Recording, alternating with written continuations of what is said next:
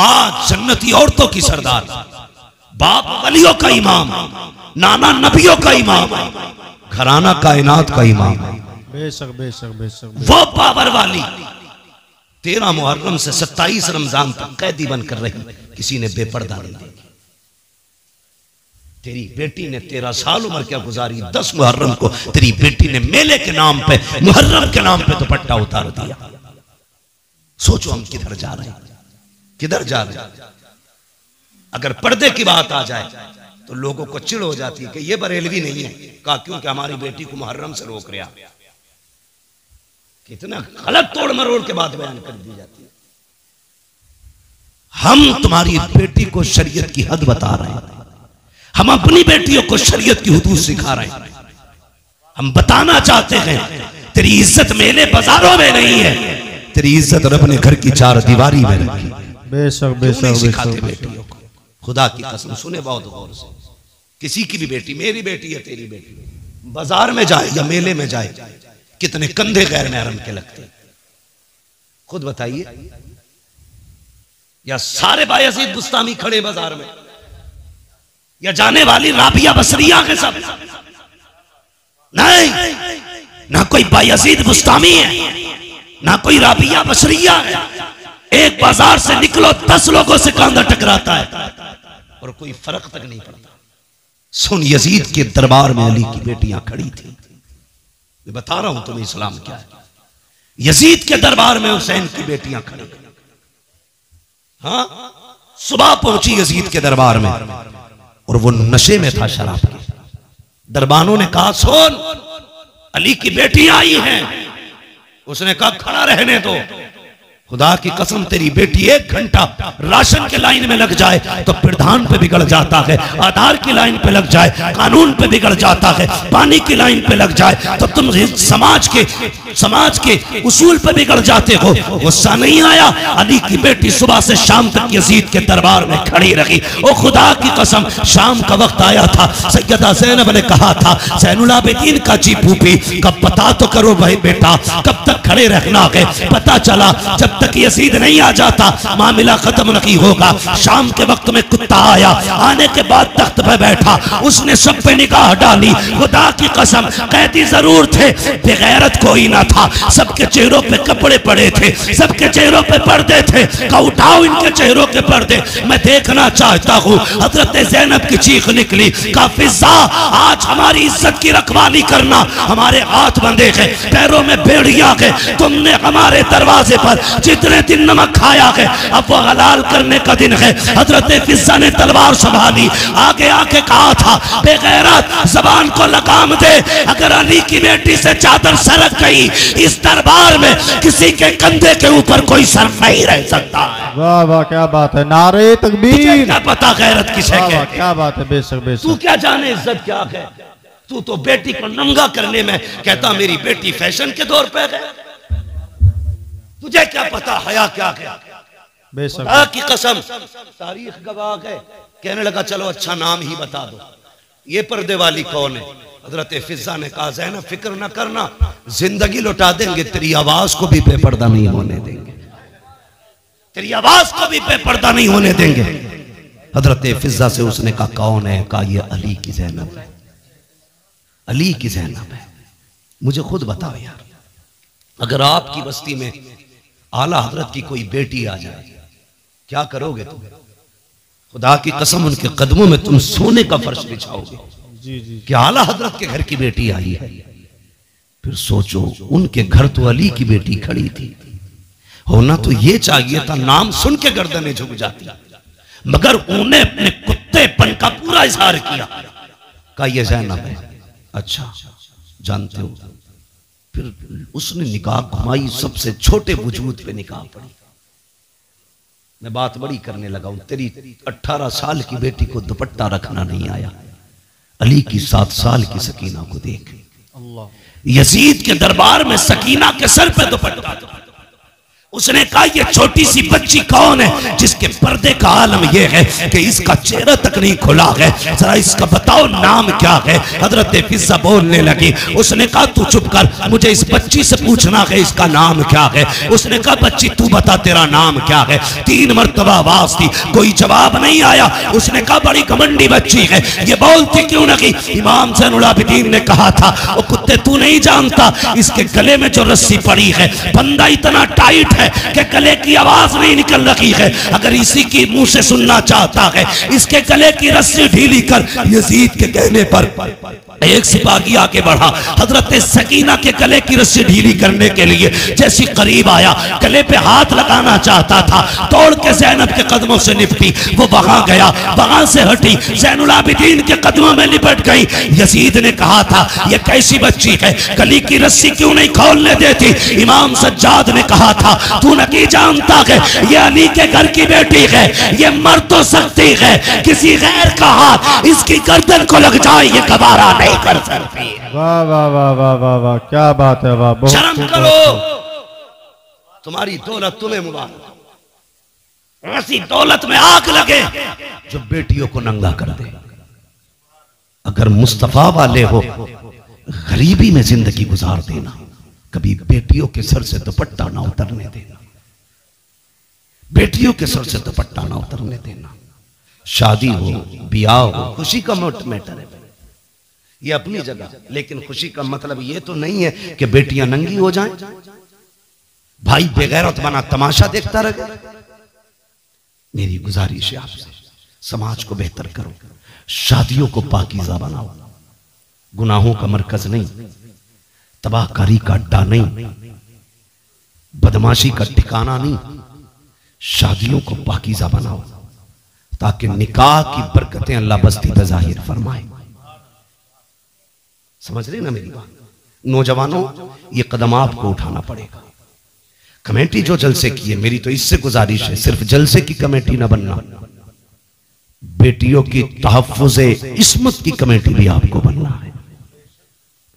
ये आप अहद करो, हमने सिर्फ जलसा नहीं कराना है, हमें हुजूर की उम्मत की बेटियों की इज्जत की हिफाजत भी करनी है। सिर्फ यही नहीं कि सिर्फ जलसा करा लिया और 364 दिन सोते रह गए, फिर एक दिन आएगा जलसा कराएंगे। अच्छी बात है, जलसों से अच्छे मैसेजेस जाते हैं, ये जज्बा बेदार होना चाहिए हमारी कौम में। लेकिन कमेटी वालों से गुजारिश है, जिस तरह आपने आज पैसा इकट्ठा करके ये एक जलसा किया ना, कम से कम ऐसे ही पैसा इकट्ठा करके साल में किसी गरीब एक बेटी की भी निकाह का और शादी का इंतजाम आप करना। और कोशिश ये करना जिस बेटी का कोई सहारा नहीं होगा उस बेटी का ये हुजूर की उम्मत के जवान सहारा बनेंगे। बेशक बेशक बेशक करेंगे इंशाअल्लाह। इंशाअल्लाह। कमेटी वालों अल्लाह आपको सलामत रखे, आपको जज़ाए खैर दे। मगर मैं ये चाहता हूँ आपके जरिए और भी काम होने चाहिए, ज़मीनी तौर पे भी काम करें। अगर बैटरी डाउन हो जाए फिर उलमा को बुलाइए, फिर अपनी इस्लाह कराइए। ये सोच के जलसों में कोई ना आए मौज लेके आनी है। क्या करना है मौज का? सच बताऊं, ये चमक दमक, ये आवाजों के जोर, ये सीनों के दम कब तक है? जब तक अल्लाह चाहता है। वो नहीं चाहेगा ये सारे खत्म हो जाएंगे। ये कमाल, ये हुनर हम मां के पेट से लेके नहीं आए, ये सब अल्लाह की अता करदा चीजें हैं। जब तक वो चाह रहा है बोल रहे हैं, जिस दिन वो गला बंद कर देगा कोई माई कलाम नहीं बुलवा सकता है, कोई नहीं बुलवा सकता है। लोग कहते हैं जी हम तो बतेरा समझाते। भाई मुझे खुशी हुई, कुछ लोगों से मिला हूं मैं इस बस्ती के, कुछ लोगों से मिला हूं, सबसे भी नहीं मिला हूं, लेकिन मैं जितनों से मिला हूं मैंने बहुत अच्छा पाया है, बहुत अच्छा पाया है। अगर सारे लोग इतने अच्छे तो उम्मीद करता हूं इस गांव में कुछ बुरा नहीं होगा। लेकिन मैं ये भी जानता हूं हर जगह अच्छे ही लोग नहीं होते, कुछ बुरे भी होते, और हर जगह बुरे ही नहीं होते, कुछ अच्छे भी होते। अच्छे लोगों से कहूंगा बुरों की परवाह ना करना, बुरे लोगों से कहूंगा दूसरों के पीछे न पड़ना, अपने गिरबान में भी झांकना, फिर फैसला करना तुम्हें क्या करना है, फिर फैसला करना तुम्हें क्या करना है। अल्लाह करे हमारी बस्तियां ऐसी मोहब्बत और प्यार की हवाएं बस्तियों में चले कि हर मुसलमान दूसरे मुसलमान के हक के लिए खड़ा होना चाहिए। हर मुसलमान में एक दूसरे मुसलमान के लिए हमदर्दी होनी चाहिए। गलत नहीं कह रहा। आप किसी एक समुदाय के बंदे को टच करके देखिए, पूरी कौम कौवे की तरह आ जाती है। और हमारी कौम के किसी भी बंदे को बीच में काट दिया जाए, बाकी लोग तमाशा बने देते। हम यहाँ जीने के लिए नहीं आए, हम यहाँ मरने के लिए आए। मेरी बात बस समझ लेना, मैं इससे ज्यादा नहीं कह सकता। हम यहाँ जीने के लिए नहीं आए, मरने के लिए आए। वो जिंदगी भी क्या जिंदगी है जो कुत्तों की तरह गुजरे। कम से कम बहन बेटी की इज्जत की हिफाजत करो, भाई हो तो बहन की इज्जत की हिफाजत करो, बाप हो तो बेटी की इज्जत की हिफाजत करो। एक काम और करना है, अल्लाह आपको सलामत रखे। मैंने देखा इस गांव में बिल्डिंगें तो ऊंची ऊंची है, पक्के मकान वहीं ज्यादा होते हैं जहां पैसा होता है जी। वरना कॉलोनी से कोई इतनी बड़ी बिल्डिंग तो बन नहीं सकती है क्या नहीं? अल्लाह तौफीक देना तो बस्ती वाले मिलकर अपनी बस्ती की बच्चियों के लिए एक स्कूल कायम जरूर करना। और तुम्हारे स्कूलों में पढ़ाने वाली भी मुहज्जब बेटियां हो और पढ़ने वाली भी मुअद्दब बेटियां। आप बिल्डिंगें कितनी ऊंची बना लो, अगर बच्चियों को अच्छे स्कूल नहीं दे सकते तो आपने कुछ नहीं किया है। तुम नहीं जानते हो, कभी बसों में जो घूमते ना वो देखो, जो रोडों पे रहते हैं, हमारी बेटियों को किस कुत्ते की नजर से तका जाता है। वो के भेड़ियों की तरह देखते हैं बेटियों। मैं कहता हूं बेटी इज्जत से घर लौट आई, रब का शुक्र अदा कर, वो वापस आ गई, बड़ी बात है। वरना बेटियों के लिए कितने फंदे लगे गए सोच भी नहीं सकते। लोग कहते हैं अल्लाह का शुक्र है 3 फर्में चल रही है, अल्लाह का करम है, वो बहुत बड़ा ठेका चल रहा है। कभी ये भी कहे खुदा का शुक्र है हमारी बस्ती में बच्चियों के लिए स्कूल चल रहा है। ये काम नौजवानों आपको करना है ताकि आने वाली नस्ल को एक अच्छी जिंदगी दे सको आप। हमारी कौम का मुस्तकबिल रोशन होना चाहिए। इस वक्त आपके पास 2 रास्ते हैं, या तो आप बेटियां खो दो या फिर आप जाहिल हो जाओ। इसके अलावा तीसरा रास्ता तुम्हारे पास नहीं है। इसलिए कि ना तुम्हारी कोई यूनिवर्सिटी है, ना तुम्हारा स्कूल है, ना तुम्हारा कॉलेज है, ना तुम्हारा मकतब है, कुछ भी तुम्हारा नहीं। या तो बेटियां खो दो या फिर अंधे हो जाओ। अगर चाहते हो इस अंधेरे से निकलो तो कोशिश करो सबसे पहले अपने कॉलेजेस बनाने। करेंगे इंशाल्लाह कोशिश, इंशाल्लाह। क्या कहते हो आकिल चौधरी साहब? आपकी बस्ती में यह काम होना चाहिए। ये मेरे मदरसे के साथी हैं, मगर मेरी आपसे इतनी गुजारिश है, खुदारा ये कोशिश करें। ये मजाक की बात नहीं कर रहा हूं, मुझसे 100 बार कसम खिला के भी कहोगे क्या ये सच है? मैं कहूंगा हाँ ये जरूरत है। आज हम बेटियों को जाहिल तो नहीं रख सकते, अलबत्ता बेटियों को इदारे दे सकते हैं, स्कूल दे सकते हैं, कॉलेज दे सकते हैं। कितनी तकलीफ हुई थी अभी एक ही स्कूल के अंदर एक बच्चे को इसलिए पिटवाया जाता है कि वो मुसलमान। हमारी कौम के न डीजे पे फर्क पड़ा, न बारात के रंगों पे फर्क पड़ा, न आतिशबाजी पे फर्क पड़ा, न हमारी कौम के फालतू के खर्चों पे फर्क पड़ा। अब भी होटलों में उसी शान से पार्टियां चल रही हैं जिस शान से चल रही थी, इसलिए कि कौम बेगैरत हो चुकी है। अगर गैरत होती उसी दिन सैकड़ों कॉलेजों की बुनियाद पड़ जाती, ऐलान कर दिया जाता हम किसी के मोहताज नहीं है, बच्चे भी हमारे हैं, स्कूल भी हमारे खोले जाए। बेशक बेशक बेशक, वाह वाह वाह, बहुत खूब।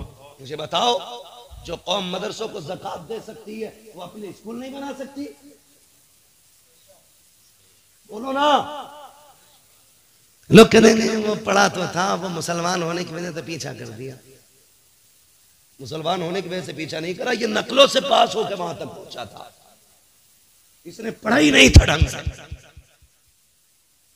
7वें तक तो वो खिलाई जाती है, पंजीरी कहते हैं क्या, खिचड़ी भदीरी। हाँ, 8वें तक जिंदगी अंधा करके उसकी ना बिल्कुल ठप कर दी जाती है। उसके बाद हमारे हमदर्द बनते लोग कि 500 रुपए दे दे नकल करवा देंगे।